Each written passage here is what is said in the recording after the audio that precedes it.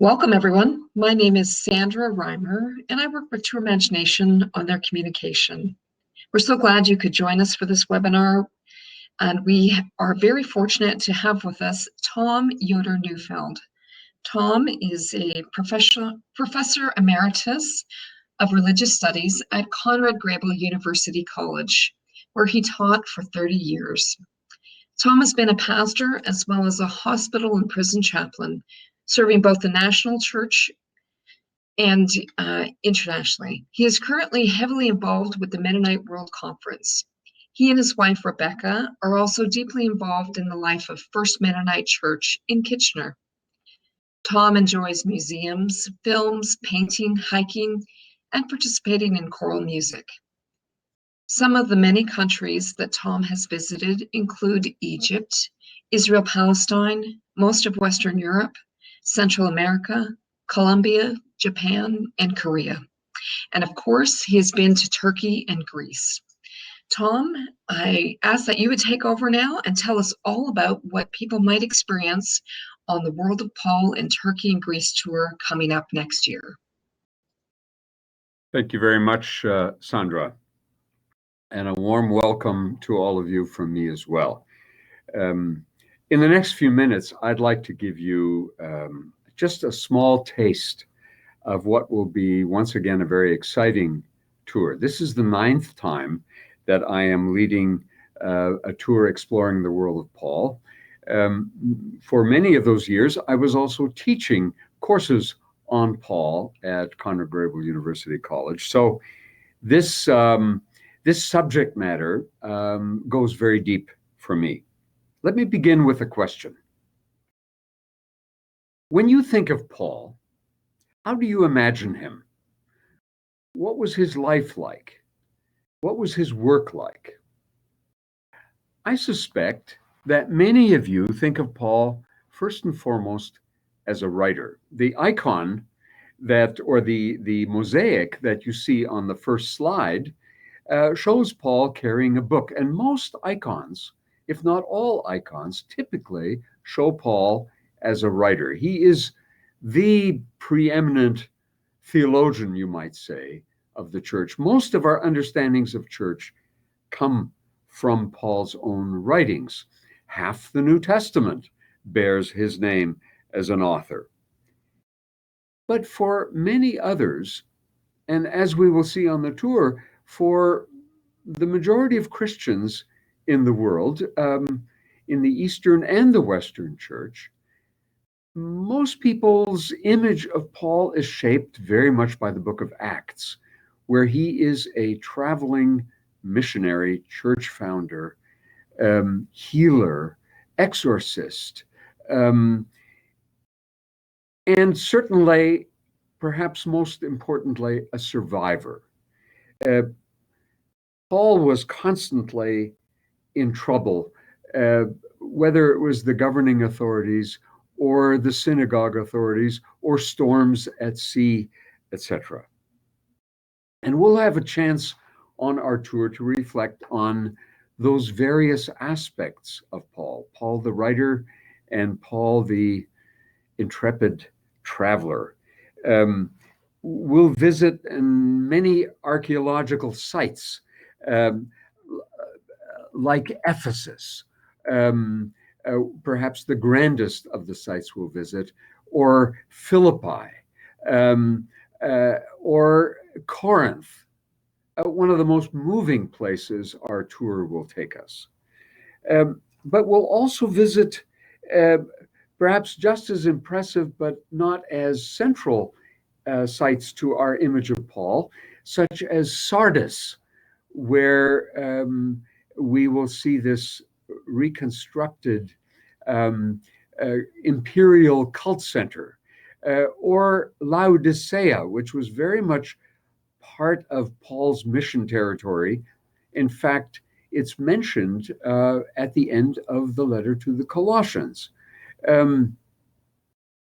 Or a city outside our known Pauline sites, but very close to the others, the city of Aphrodisias.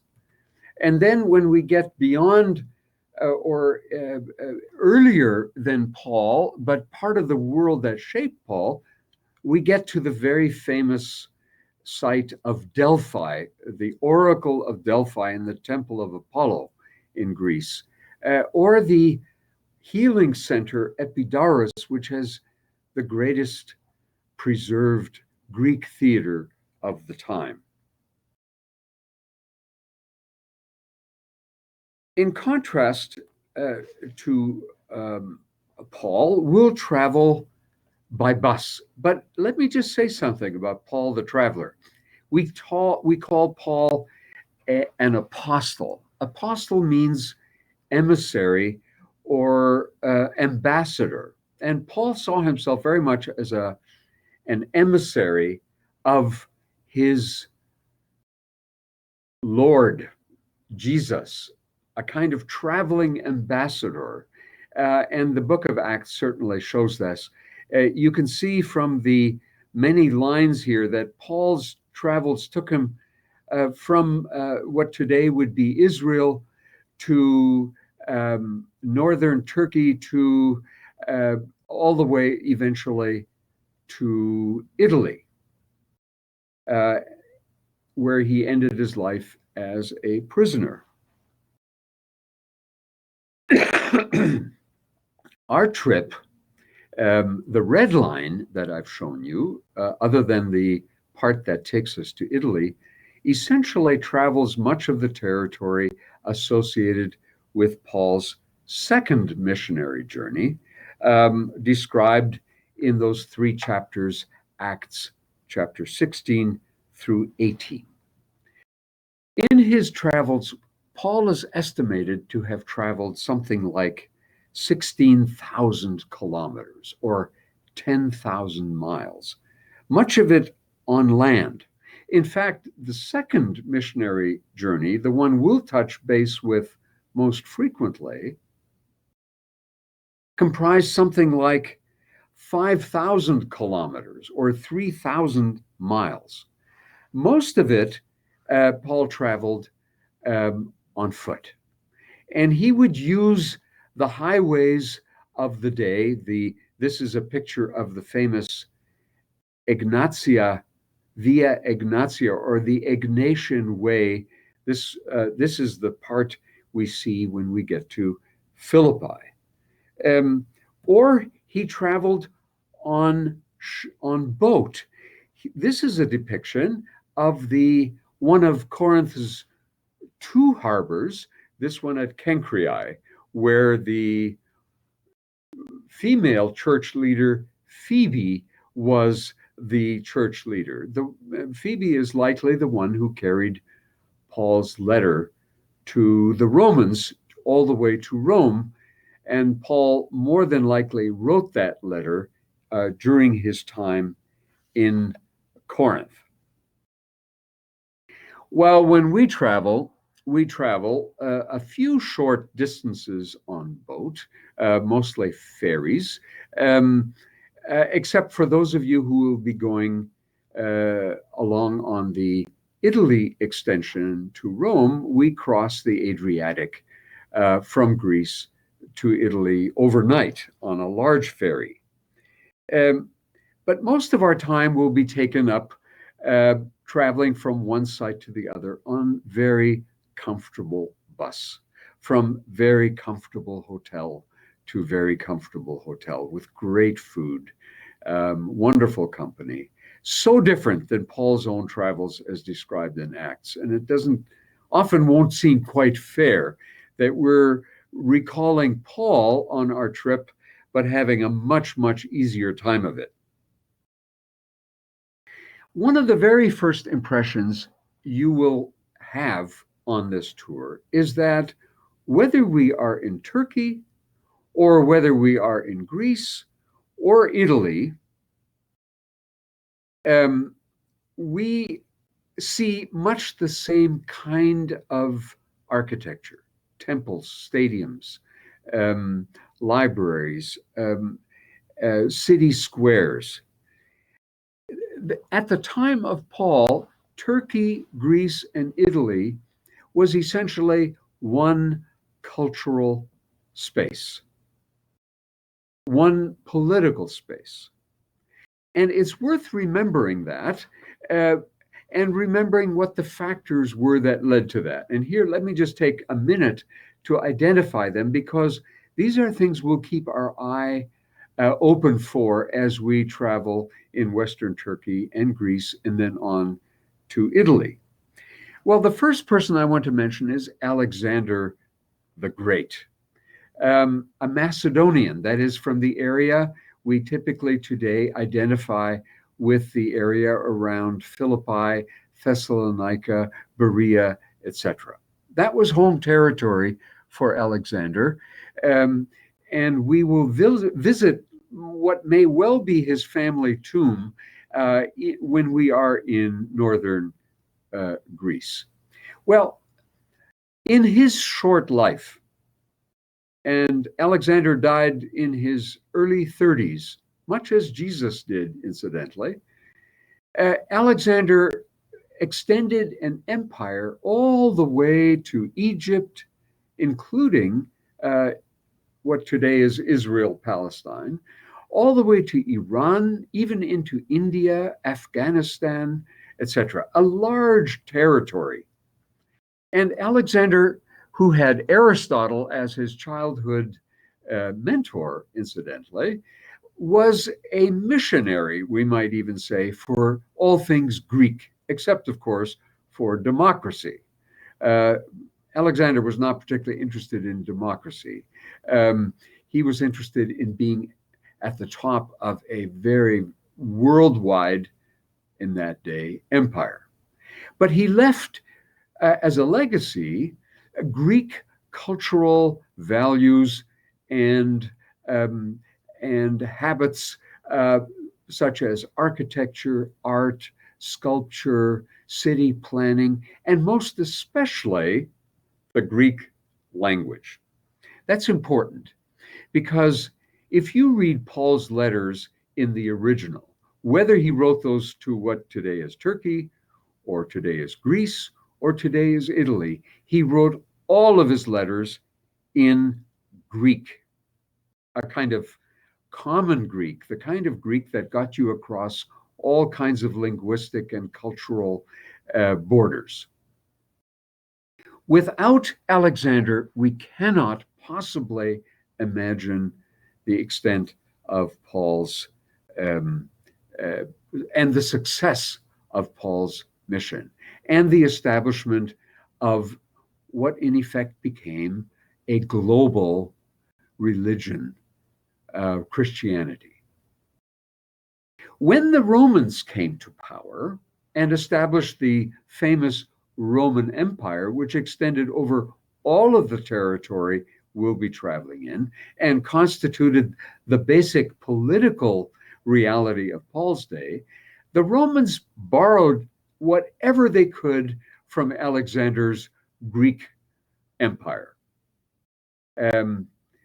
Latin was used as a language of administration, but remember, even Paul's letter to the Romans was written in Greek. The Romans loved Greek architecture. They added a couple of wonderful engineering features like the dome, and we'll see some wonderful examples of that. They did some fantastic engineering of bridge building, highway construction. And that's one of the great legacies of Rome. Hitler learned from the Romans how to build very good roads to move troops around. Hitler called them the Autobahn. Eisenhower learned from Hitler to build the interstate system. And here in Ontario, we now have a fantastic 400 series roads. Blame the Romans for that. And Paul traveled those roads very successfully during his day. The Romans also borrowed Greek gods. Zeus became Jupiter. Aphrodite became Venus. And here you have a picture of Artemis. who became Diana. Artemis was the goddess in Ephesus. And if you read Acts 19, you'll know that the silversmiths rioted because Paul's preaching took work away from them as a pilgrimage site for the great goddess Diana. Well, the Romans can be credited also for removing piracy from the seas. And that helps to explain the importance of sea travel for in the Acts of the Apostles. Paul traveled by sea a great deal, and without the Romans having, so to speak, pacified the Aegean and the Mediterranean, we can't imagine Paul's travels. His biggest problems came from storms, and the Romans hadn't figured out a way of controlling them. So we can credit the Romans with a good deal of their a good deal of what made Paul's work possible and a success. So as much as we credit the Romans, we also have to blame them for a good deal. They were brutal in their exercise of power. And just remember, central to Paul's gospel of Christ was the cross, the crucifixion. And the cross was, in short and simple terms, state terrorism. The Romans crucified people both as a reprisal for insurrection, but also as a way to force subject peoples into docile acceptance of their rule. So for Paul to travel about and preach a gospel of a crucified Messiah would be like rubbing the Romans' nose right in a central act of a criminal act of crucifying an innocent person. But there was another, perhaps just as or even more disturbing feature. The Roman rulers, the emperors, learned from the Greeks and from the Oriental rulers that preceded Alexander to venerate rulers as divine. Let me show you this slide from Ephesus. This is a gate over the city commercial agora, or city square, and it reads the following: Emperor Caesar, divine son or son of God, Augustus, supreme priest or supreme pontiff. There you have it. The emperors wanted to be venerated as divine. They loved to be called Lord, Savior, pacifier, and Son of God. Well, these are exactly the way Paul and his fellow Jesus believers venerated Jesus, the one the Romans had crucified. And for Paul as a Jew, to call anyone Lord or God other than the God of Abram, Isaac, and Jacob was the ultimate in blasphemy. And to call anyone other than Jesus Lord was a betrayal of the faith.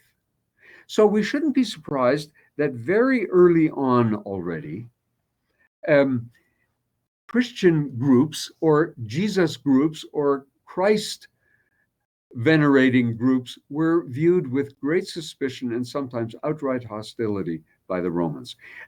One more slide here. Here's Claudius, the emperor during Paul's day, who is depicted here as a kind of cosmic deity, seeing to it that the world is fruitful and life supporting. One more feature yet that we'll be keeping an eye on. Here's a picture of Sardis, the cult center, the imperial cult center where The emperor and Rome itself was worshipped. Well, adjoining this, as part of that complex, was this synagogue. The synagogue could accommodate up to 1,000 people. Now, this synagogue comes some centuries after Paul, but even during Paul's day, the Jewish community was enormous in virtually every one of the great cities of the day. Scholars estimate up to 1/5 of a typical city like Ephesus or Antioch or Thessalonica would have been Jewish.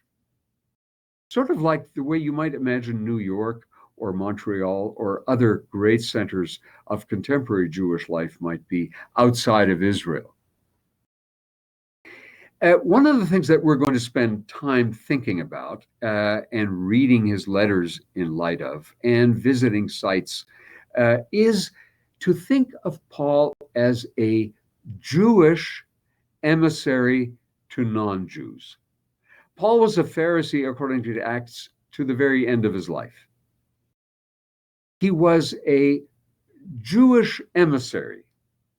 He never turned his back on his Jewish identity, but he had a remarkable message, namely, non-Jews, you do not need to become Jewish to be part of the people of God. And you can imagine that if you as a Pharisee come into a synagogue preaching this, especially about a crucified Messiah, you're making your fellow Jews very, very nervous and in many cases hostile. Paul lived a very precarious life, both vis-a-vis Roman authorities and Jewish authorities.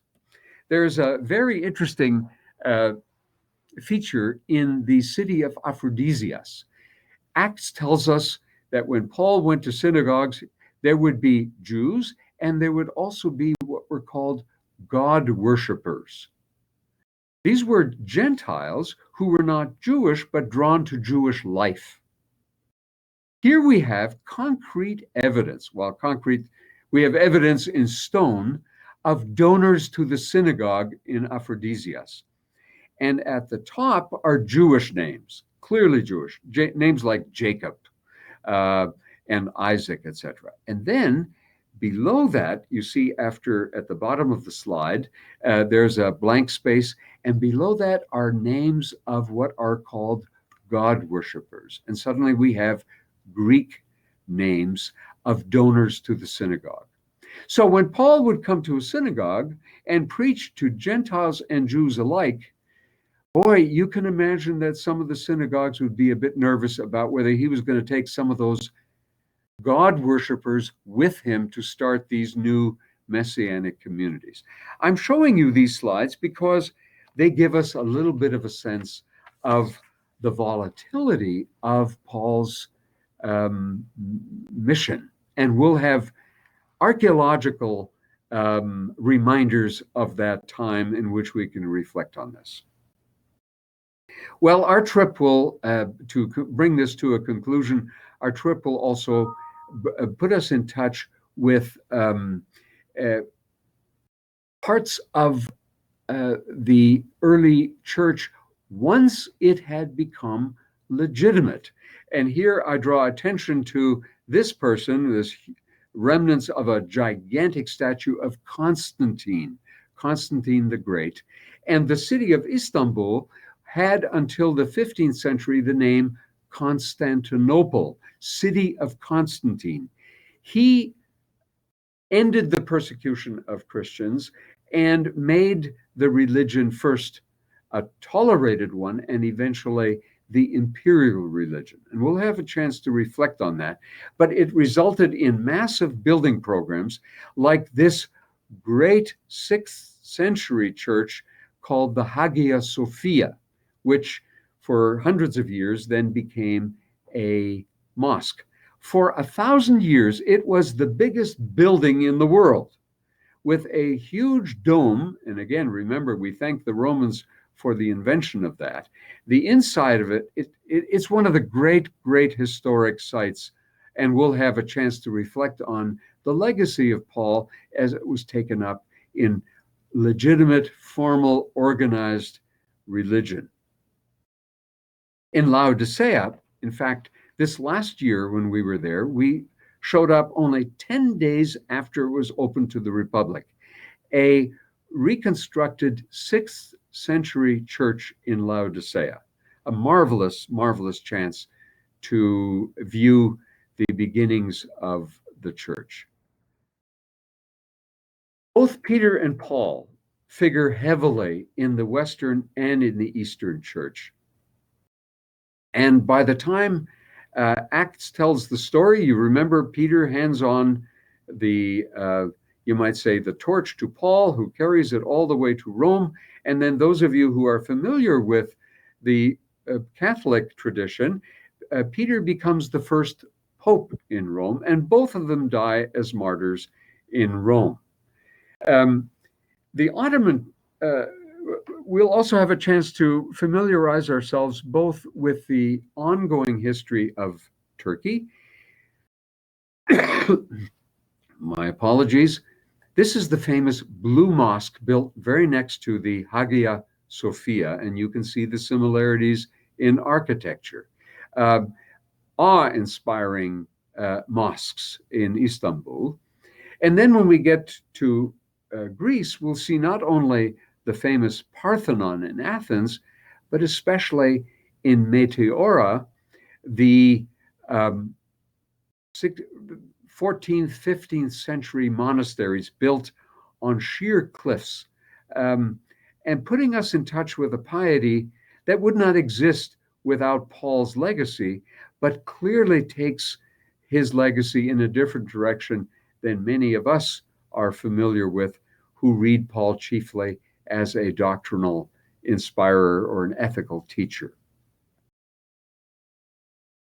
The extension to Italy takes us through Pompeii, where we familiarize ourselves with what house churches might have been like, and then finally to Rome, to an underground dwelling from the very first century, ending with a visit to what is the traditional tomb of Paul in this opulent cathedral called St. Paul outside the walls. So there will be much to see, much to try to remember. Photos help, but we also have some wonderful times of fellowship on our trip. Here we are on the Bosphorus in Istanbul, participating in the traditional site of Lydia's baptism in Philippi, outside of Philippi, remembering the great creed, the Nicene Creed in Nicaea, having communion in Corinth, where we have learned the words that are read at each of our communion services. So many, many rich moments of exchange and fellowship and bonding as pilgrims together on this journey. So I hope very much, whether you're a pastor or somebody who's just new to Paul, that you will find it possible to become part of this tour and this very, very rich experience that for many has become a true pilgrimage and a faith-building experience. So hope to see you on the tour. Thank you very much. Goodbye. Tom, thank you so much for giving us this presentation and telling us all about what people might experience on the tour, and also give us a taste of your leadership and the kind of knowledge you have and the kind of passion you have for this topic and for Paul's journeys in his life. Just want to remind people that the tour takes place May 21st to June 5th, 2020. It is a 16-day tour, and there is an optional extension to Italy from June 5th to 9th. And if you're interested in the tour, please go to the Tour Imagination website. That's www.tourimagination.com. And you look under the tour section and you'll find this wonderful tour. Thank you again, Tom. And we hope people can join you for the tour. Goodbye.